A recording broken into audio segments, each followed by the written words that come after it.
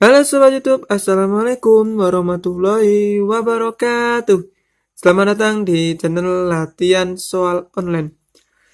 Di video kali ini saya akan membahas tentang jenis-jenis bilangan pecahan. Jika kalian belum mengetahui pecahan, kalian bisa lihat video saya sebelumnya. Apa itu pecahan?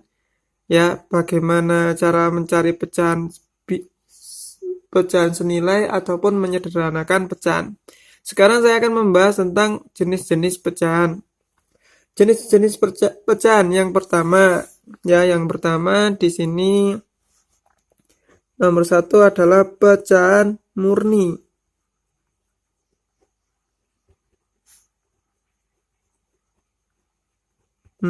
Pecahan murni itu adalah pecahan yang biasa lah. Di sini ada pecahan murni dan pecahan tidak murni, ya.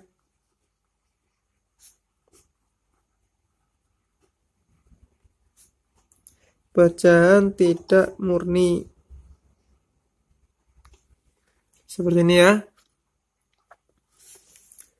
Kemudian apa yang dimaksud dengan pecahan murni? Ketika pecahan murni adalah pecahan di mana pembilang itu lebih kecil daripada penyebut, ya. Ingat-ingat ya, pembilang itu yang mana, penyebut itu yang mana. Nah, pembilang itu kan yang atas, kalau penyebut yang bawah, seperti itu ya. Contohnya seperti ini. Kalau yang murni, ini murni ya. Contohnya 1/2. Ini murni karena di atasnya di sini adalah pembilangnya lebih kecil daripada penyebut. Yang atas ini namanya pembilang, yang bawah penyebut ya. Terus di sini ada lagi 3/4. Nah, ini juga murni. Kalau yang tidak murni yang gimana? Yang tidak murni itu di mana pembilang itu lebih besar daripada penyebutnya. Contoh, di sini ada 5/4. Nah, ini tidak murni karena apa? Pembilangnya itu lebih besar daripada penyebut. Ada juga di sini 10 per berapa ya? Per 6. Baca per 6 ya. Jadi kalau 10/6 itu tidak murni karena di mana 10-nya itu lebih besar atau pembilangnya lebih besar daripada penyebut. Kan 10 itu lebih besar daripada 6. Seperti itu ya. Paham dari sini untuk pecahan murni dan pecahan tidak murni? Kalau tidak paham, jangan lupa tulis saja di kolom komentar ya. Yang nomor 2. Nomor 2 itu adalah pecahan campuran. Pecahan campuran. Apa itu pecahan campuran? Pecahan campuran itu adalah pecahan di mana ada angka dan ada juga pecahan. Contohnya pecahan campuran itu seperti ini, ya. Ada 2, 1/2. Nah, seperti ini ya. Ada 2, 1/2. Jadi ada duanya, ada bilangan biasa, ada pecahannya. Jadi ini pecahan namanya pecahan campuran. Seperti itu ya. Ada lagi di sini seumpamanya 3, 2/3. Nah, seperti ini ya. Kecil ya. Ya, seperti itu ya. Yang penting di sini ada 3-nya, terus di sini ada pecahan juga. Ya, seperti itu. Terus pecahan campuran ini bisa diubah ke pecahan murni atau pecahan tidak murni. Nah, gimana caranya? Anggap aja ini pecahan campuran ke pecahan biasa ya. Gimana cara merubahnya? Nah, cara merubahnya di sini 2 di sini, nah 2 bilangan ini dikalikan yang bawah. Jadi 2 kalikan 2 berapa? 2 kalikan 2 kan 4. 4 tambahkan 1, 5. Jadi hasilnya adalah 5 per ini ya. 2-nya tetap. Jadi per 2. Nah, pecahan seperti ini, pecahan campuran itu kebanyakan memang jadi pecahan tidak murni. Karena apa? Yang di atas itu lebih besar ya. Seperti itu ya. Kalau ini gimana cara merubahnya ke pecahan biasa? Berarti 3 kalikan 3 hasilnya 9. 9 tambah 2 berapa? 11. dibagi 3-nya ini tetap seperti itu ya. Jadi ini pecahan dirubah ya, pecahan campuran ke pecahan biasa, atau di sini pecahan tidak murni. Kalau cara merubah pecahan biasa ini seperti ini, atau pecahan seperti ini, samanya di sini saya mempunyai 5/4. 5/4. Kalau diubah menuju pecahan campuran gimana? Nah, berarti 5 dibagikan 4. Perkalian 4 yang mendekati 5 kan 1. 1 kalikan 4 kan 4 kan? Benar kan? Berarti 4. Berarti 5 dikurangi 4. Sisanya berapa? 1. Seperti itu. Per 4. Ya. Jadi kan perbagian 5 dibagikan bagi 4 kan hasilnya 1. Tapi sisa 1. 1 sisanya ditulis di sini di atas, jadi per 4 yang bawah. Penyebut yang bawah itu jangan diotak-atik ya, karena yang bawah ini biasanya tidak berubah ya. Contoh lagi di sini saya tulis 10/6 ini ya, 10/6 dirubah ke pecahan campuran ya. Jadi 10 bagikan 6 kan hasilnya 1. Nah, sisanya berapa? Berarti 10 kurangi 6 kan di sini kan 1 kan, 6 kalikan 1 kan 6. Jadi 10 kurangi 6 sisanya berapa? 4. Berarti per 4-nya taruh sini, terus di per 6-nya ini tetap. Jadi 1/4/6 seperti itu. Kalau dirubah ke pecahan biasa sama saja, 1 kalikan 6 kan 6 tambahkan 4 10. 10/6 seperti itu ya. Itu untuk pecahan campuran. Nah, sekarang ketiga, macam-macam pecahan. Di sini yang ketiga adalah desimal. Desimal. Apa itu desimal? Nah, bilangan desimal itu adalah biasanya bilangan yang ada komanya. Setiap ada komanya itu pasti bilangan desimal. Contoh, di sini pecahan desimal. Contohnya seumpamanya 0,25.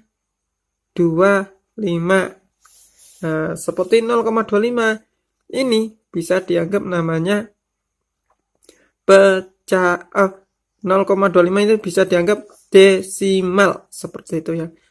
Apakah desimal itu bisa dirubah ke pecahan biasa atau campuran? Nah, biasanya dirubah ke pecahan biasa ya. Contoh seperti ini ya. 0,25 itu dianggap menjadi atau dirubah ke pecahan biasa itu adalah 25. Ini kan 25 ya. Ini 25 karena di sini komanya di belakang koma itu ada 2 angka. 2 dan 5 berarti kan 1 2. Kalau 2 angka berarti per 100. Seperti itu ya. Terus disederhanakan. Kalau kalian belum bisa menyederhanakan, kalian bisa lihat di video saya sebelumnya. Di sini bisa dibagi 5, di sini juga dibagi 5. Kalau atas bagi 5, bawah bagi 5. Hasilnya kan 5 dibagi 5, 20 ya. Nah, ini juga bisa lagi dibagikan 5, di sini bagikan 5. Hasilnya 1/4. Jadi pecahannya adalah 1/4. Seperti itu ya. Kalau di pecahan dirubah ke pecahan biasa ya, pecahan biasa dirubah ke desimal. Tahu ini tapi paham ya ini ya. Contoh lagi deh, contoh lagi. Di sini samanya 0,5. 0,5 kalau dirubah menjadi pecahan biasa berarti kan di sini 0,5. Ingat-ingat ya. Karena di sini 5 berarti langsung tulis saja 5 ya. Karena bilangannya di sini cuma 1 angka 5 saja berarti per 10. Ini bisa dibagi 5, dipersederhanakan ya. 5 sampai 5 bagi 5 1, 10 bagi 5 2. Kalau 1/2 sudah tidak bisa disederhanakan, berarti bentuknya ini ya. Seperti itu. Terus jika pecahan biasa ke ke pecahan biasa ini ya, ke desimal. Berarti contohnya seumpamanya 3/4 seperti itu, dirubah ke pecahan desimal. Berarti sama saja seperti pembagian. Berarti kan 3 dibagikan 4 seperti itu ya. Kita pakai cara porogapit. Di video saya paling awal itu adalah video porogapit ya. Dimana 3 dibagi 4 kan nggak bisa. Di sini tambahkan 0 ini. Di sini tambah 0, di sini koma. Ya. Habis itu, kan ini 30. Berarti perkalian 4 yang mendekati 30 adalah berapa? 7. 7 berarti 28. Dikurangi. Ingat ini kurang ya. Berarti 30 kurangi 28, 2. 2 karena dibagi 4 nggak bisa, tambahkan 0. Di sini sudah nggak usah tambahkan 0 ya. Berarti 20 bagikan 4, 5. 5 kalikan 4, 20/0. Ini dikurang ya, dikurang. Ya. Jadi, kalau ini sudah 0, berarti hasilnya ini. Hasilnya berapa? Hasilnya adalah 0,75. Itu cara merubah desimal ke pecahan biasa dan pecahan biasa ke desimal. Seperti itu ya. Semoga bisa dipahami. Jika kurang paham, bisa kalian tanyakan di kolom komentar ya. Kemudian keempat ya. Keempat itu adalah persen. Apa itu persen? Persen itu adalah per 100. Bilangan per 100 itu dianggap persen. Contoh, di sini saya bilang samanya 10/100. Nah, ini bisa disebut persen, tapi persen biasanya nggak ditulis seperti ini ya. Nih, nggak ditulis seperti ini, tapi persen bisa ditulis seperti ini. 10%. Jadi seperti ini. Nah, nolnya cuma di sini sama sini. 10%. Ini adalah persen ya.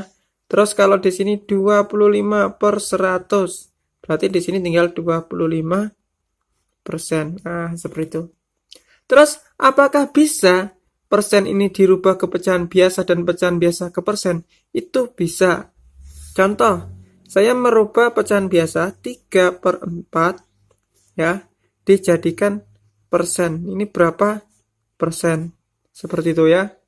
Caranya gimana? Berarti 3/4. Karena persen berarti dikalikan 100 ya. Persen itu dikalikan 100. Ini bisa dicoret 25 ya. Sama-sama dibagi 4 ya. Ini bagi 4 kan 1. 100 bagi 4, 25. Berarti tinggal mengalikan saja 3 kalikan 25. Hasilnya adalah 75%. Seperti itu ya. Kalau di sini ada seumpamanya berapa ya? 2/5. Nah, ini dijadikan berapa persen? Nah, ini 75 ya. 75%.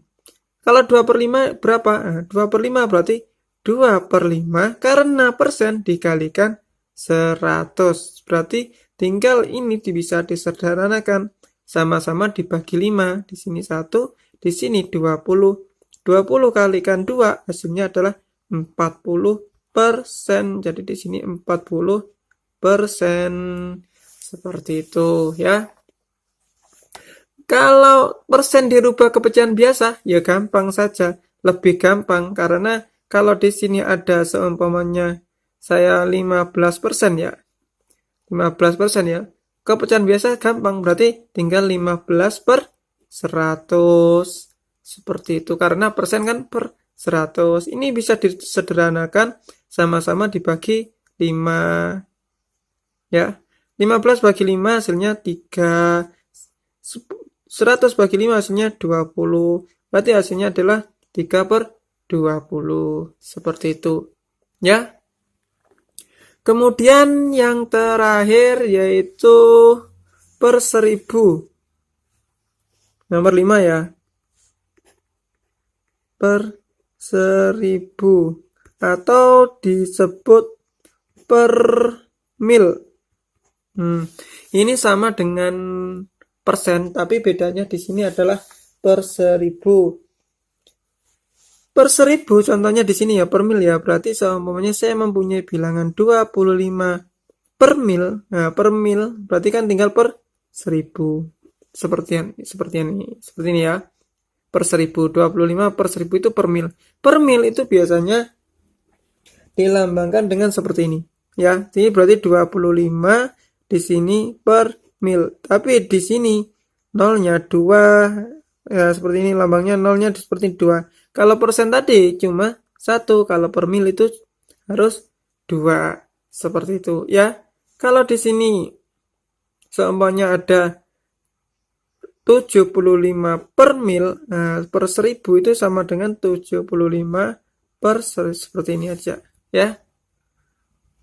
Apakah bisa pecahan per mil itu dirubah ke pecahan biasa dan pecahan biasa dirubah ke per mil? Itu bisa. Contoh di sini ya. Saya tuliskan 3/4. Nah, ini dirubah ke per mil. Apakah bisa? Bisa saja, tinggal 3/4 karena per mil ini harus dikalikan 1000. Seperti itu. Ini bisa dicoret atau bisa disederhanakan. Hasilnya 250 kalikan 3 berarti 750 per mil, gitu saja ya. Kalau pecahan per mil ini dirubah ke pecahan biasa berarti di sini ada seumpamanya contohnya 200 per mil ya, per mil ya, per mil saya rubah seperti ini aja biar kalian paham. Berarti kan ini 200 per 1000 seperti itu ya. Jadi tinggal coret saja tinggal 2 per 10. Ini bisa dibagi 2, ini bisa dibagi 2. Hasilnya adalah 1/5. Nah, seperti itu ya. Nah, cukup pembahasan kali ini yaitu jenis-jenis bilangan pecahan, yaitu ada pecahan biasa terdiri dari pecahan murni dan tidak murni, ada pecahan campuran, pecahan desimal, pecahan persen, dan pecahan per mil, seperti itu ya. Ada desimal, persen, per mil, campuran, dan pecahan biasa. Seperti itu. Cukup sekian pembahasan kali ini. Jika masih kurang paham, bisa kalian tanyakan di kolom komentar ya. Belajar di latihan soal online mudah dan menyenangkan. Terima kasih.